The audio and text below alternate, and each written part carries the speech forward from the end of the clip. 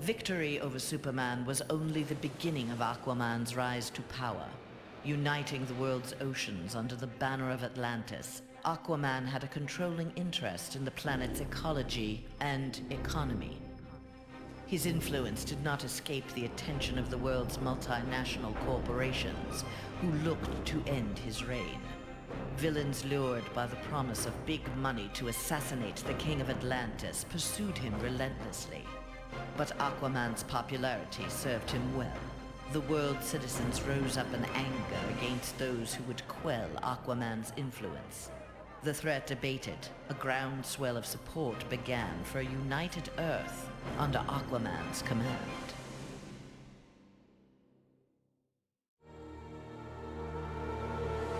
Superman's defeat did not work to Ares' advantage as he had planned.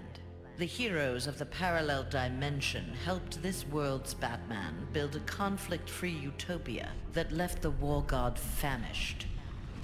On the brink of death, Ares managed to imprison Brainiac 5. He forced Brainiac to create a time loop beginning with the other dimensional heroes' arrival and ending just before their victory. In this pocket of time, Ares flourished. Endless war was his to savor.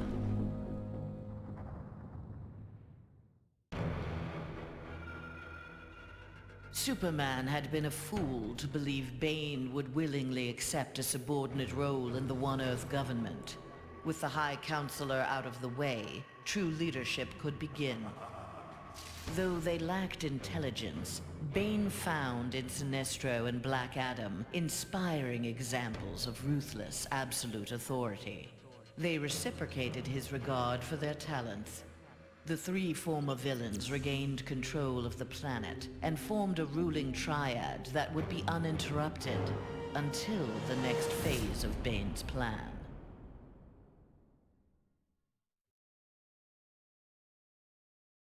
Not all heroes were destroyed by Superman. Some were actually created by him. A technology wizard, Barbara Gordon had eluded detection by One Earth intelligence, feeding information to the insurgency under the code name Oracle. But after the regime's murder of her father, Gotham Police Commissioner James Gordon, Barbara channeled her anger into a new alter ego. Sensing the right opportunity to strike, she attacked Superman directly. By defeating the High Counselor, she had announced Batgirl to the world in impressive fashion.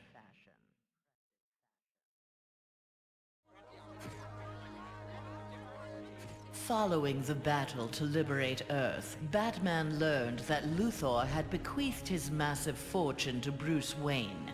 He now had the means to rebuild Gotham and Metropolis. The city's residents, inspired by their hero's efforts, adopted the slogan, "We are Batman." They contributed countless hours to their community's renovation and crime prevention. The Batman of old would have stubbornly assumed these tasks alone.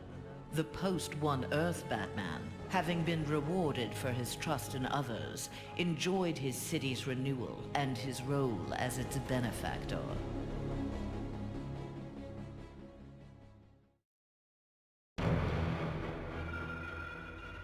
The defeat of Superman taught Black Adam one thing. Most of Earth's denizens were too weak to adopt Kahndaq's visionary form of government. He returned to his homeland with a new plan.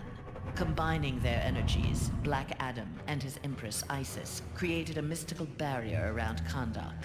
There they reigned in peace, their country an oasis in the wasteland of human civilization.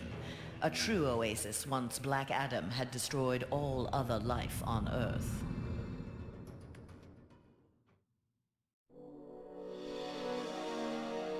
At last, Superman had paid for what he had done to Catwoman. Feigning allegiance to his regime had cost Selina her beloved Batman and her best chance at happiness. Pride and anger kept her from attempting reconciliation with Bruce Wayne, but his inspiring reconstruction of Gotham and Metropolis fostered in her a desire to remain close to him. Until she was ready to approach him again, she did her part to keep Gotham's streets clear of crime. Nascent underworld organizations had both the Bat and the Cat to fear.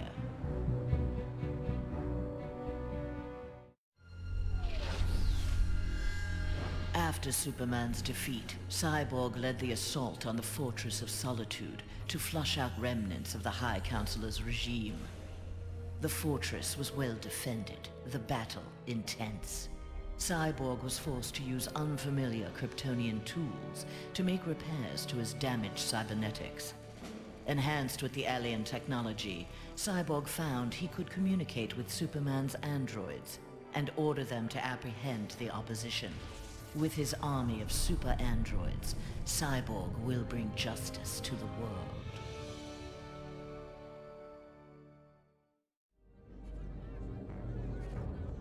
With Superman's regime toppled, new governments formed to take its place. New governments meant new customers for Deathstroke, and business was booming. Soon there were more assassinations to carry out, revolutions to aid, and unrest to create than he could manage on his own. The One Earth regime's elite troopers, having committed atrocities in Superman's name, had gone into hiding from a populace bent on revenge. Impossible for most to find, but not for Deathstroke. Recruiting these renegades, he formed the New Titans, the world's premier political assassins.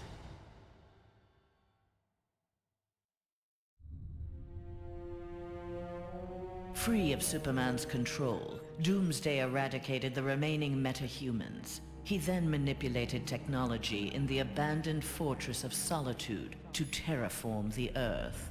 It soon resembled prehistoric Krypton. At last, it felt like home.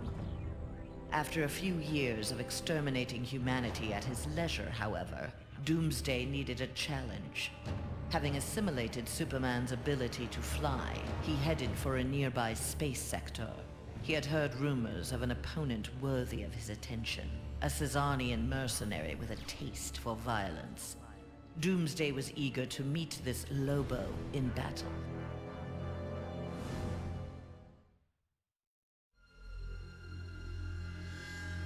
Flash had taken down the High Counselor, but the atrocities he had abetted during Superman's regime continued to haunt him. His shame eventually drove him into exile. Whether wishing to make further amends or simply unable to stop himself, Flash continued to use his powers in the pursuit of justice.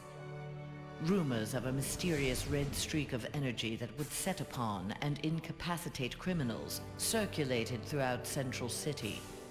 While only some deduced his true name, most felt gratitude and affection for the new hero they called the Ghost.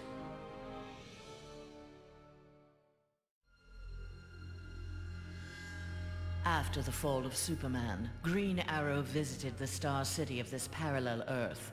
His counterpart was one of the first heroes to fall in the battle against Superman, one of the first to object to the Man of Steel's new tactics and reasoning.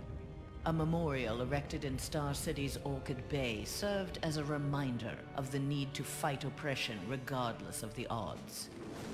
There, Green Arrow found that one citizen wasn't content to memorialize Oliver Queen in stone. With Green Arrow's training, a new Archer, dressed in crimson, took up the fallen hero's mantle. Let Star City's criminals beware. The night belongs to Red Arrow.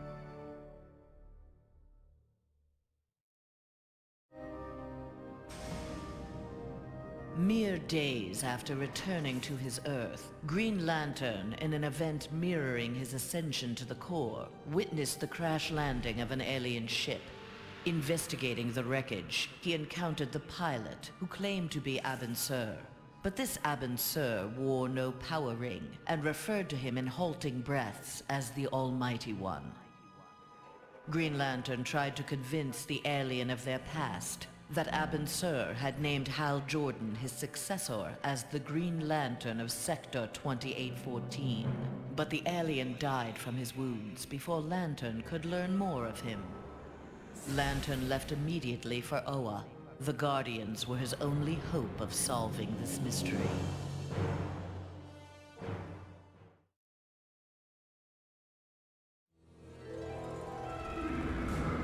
The defeat of Superman filled Harley with confidence. She knew what she was capable of and knew what she wanted. She traveled to the Visitor's Earth and freed the Joker from prison. Returning to her world, they married in a ceremony that set Gotham ablaze. At the reception, the cake-cutting ceremony took a gruesome turn. As her new husband playfully mashed her face into the cake, years of abuse took its toll. Something in Harley snapped.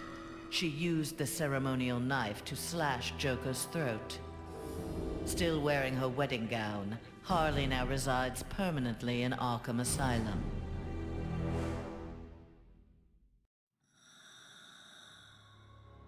Free of his brainwashing, Hawkgirl exacted revenge on the High Counselor for murdering her husband, Hawkman. She was nevertheless sent to prison for her role in the regime. One night, she awoke hovering above her cot, glowing with eldritch light. An instant later, she stood at the bottom of a shallow crater. There, she found the source of the light, a meteorite of pure nth metal. As she touched it, the meteorite sprung to life, encasing her in nth metal. The new armor made Hawkgirl invincible. Her first act, vengeance against those who had helped Superman capture Hawkman.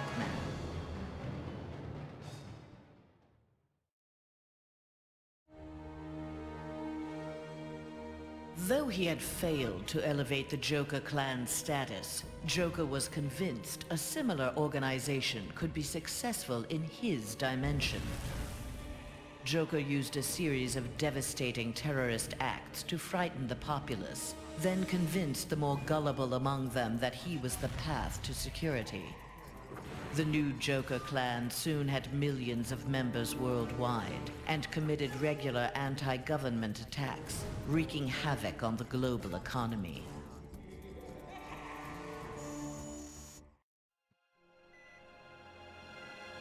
Killer Frost reveled in her victory, but her overconfidence betrayed her.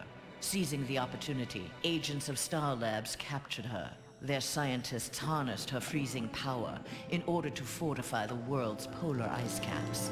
But Star Labs underestimated Frost's abilities. Turning on her captors, she froze their facility and eventually the entire Western Hemisphere. The survivors now struggle to overthrow the self-proclaimed Ice Queen.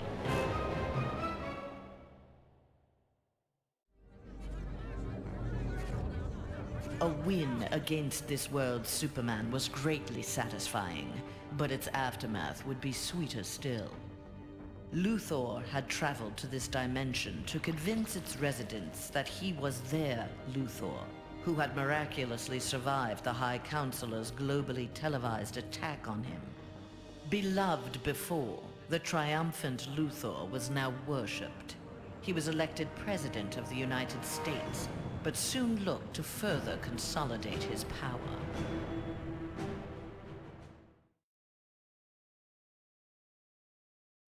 There was no shortage of vendettas during Superman's reign, and no shortage of bounties for Lobo to collect. He became one of the richest men in the universe by assassinating those who ran afoul of the High Counselor. Lobo's already massive ego inflated along with his rising wealth. Lobo searched for an assignment worthy of his abilities. With so many super-powered beings already dead at his hand, however, bounties were scarce. Lobo decided to use his wealth to create his own ultimate contract. He would kill the denizens of New Genesis, home of the new gods.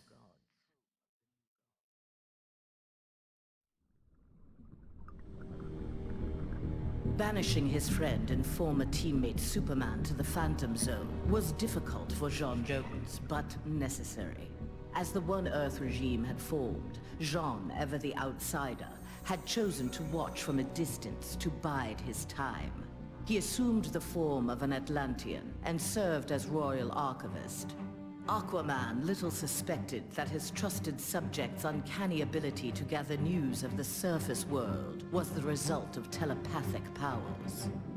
When J'onn learned that heroes from a parallel dimension were aiding Batman's insurgency, he assisted as well, leading rescue operations in Metropolis and Gotham after Superman's rampage. In the post-regime era, the Martian Manhunter continued to serve his adopted world, gathering the next generation of heroes to form a new Justice League.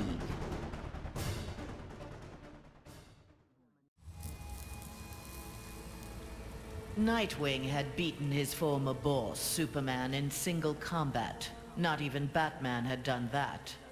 His thirst for conflict grew. He began challenging anyone who crossed his path. Nightwing's belligerence eventually drew the attention of Sinestro. His corps was always in need of new recruits, and the young human seemed able to inspire great fear. Sinestro had his suspicions confirmed when a yellow power ring found its way onto Nightwing's finger.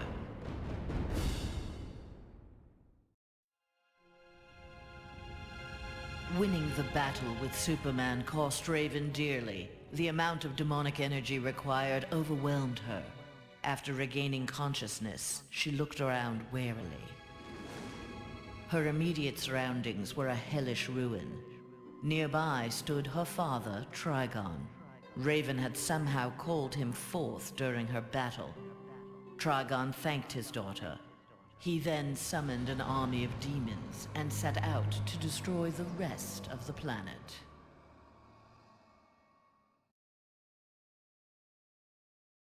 The fool in the red cape had been dealt with. Now Scorpion would learn how he came to this place. Heretofore, only the sorcerer Quan Chi or the fallen elder god Shinnok could have summoned him.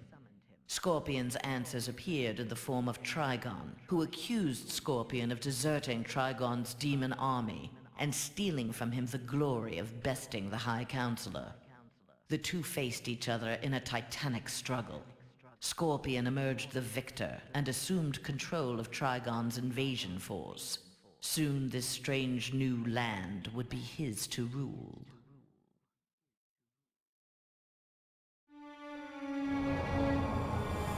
Following the events in the parallel dimension, Shazam's fellow heroes returned home.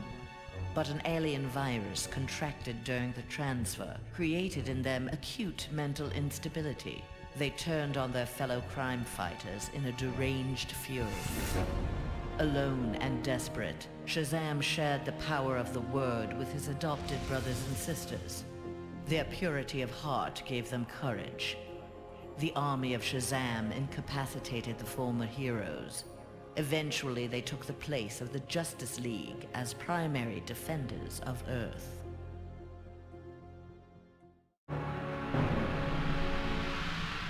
When Superman's One Earth regime proved to be a failure similar to his on Korugar, Sinestro retreated to deep space to ruminate on its demise. Fear had long seemed the most powerful of the emotions with which to bring order to the universe, yet it had not been enough. Desperate, Sinestro hurled the might of the Sinestro Corps against the life entity, keeper of the White Power Battery. Ultimately victorious, Sinestro now wielded the power of a White Lantern. No adversary could possibly withstand him. The light of the Green Lantern Corps would be the first he would extinguish.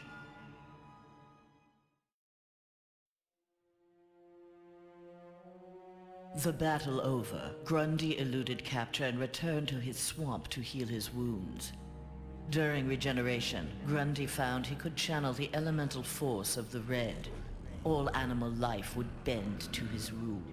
His increased power also allowed him to resurrect the long-lost Grey Force. Now, instead of ruling Earth's creatures, he could simply destroy them. After defeating the world's heroes, Grundy turned Earth into his version of paradise. He now rules over a gray and lifeless planet.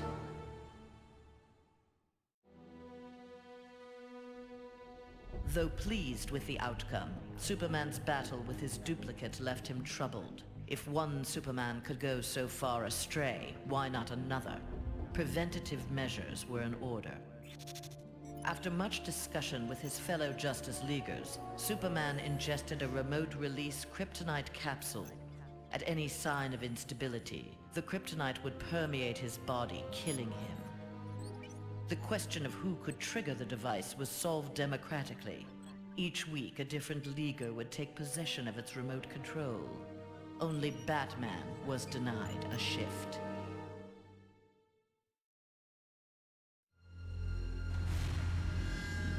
Wonder Woman returned home to find her dimension in ruins. Aware of Superman's despotic rule of the parallel dimension, the gods of Olympus vowed to preemptively eliminate the metahuman scourge from their world. Under the direction of Zeus, they hunted down and eliminated nearly all superpowered mortals. All that remained to oppose them was Themyscira. Wonder Woman and her Amazons fought back against the Olympians with unrelenting courage. Despite heavy losses, Wonder Woman's forces ultimately prevailed. They took reign as the new Olympians, ushering in an age of peace and prosperity.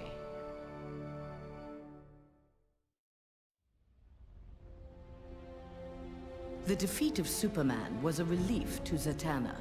During the regime, she and Dr. Fate had taken advantage of Superman's vulnerability to magic and turned the Tower of Fate into a sanctuary for Superman's enemies. She had saved many lives, but years of subterfuge weighed heavily upon her. After the regime's downfall, Zatanna was instrumental in restraining metahumans during their trials. But when a jury recommended the death penalty for the more immutable defendants, Zatanna intervened. She took the prisoners to the Tower of Fate. There they would remain, incarcerated, but alive.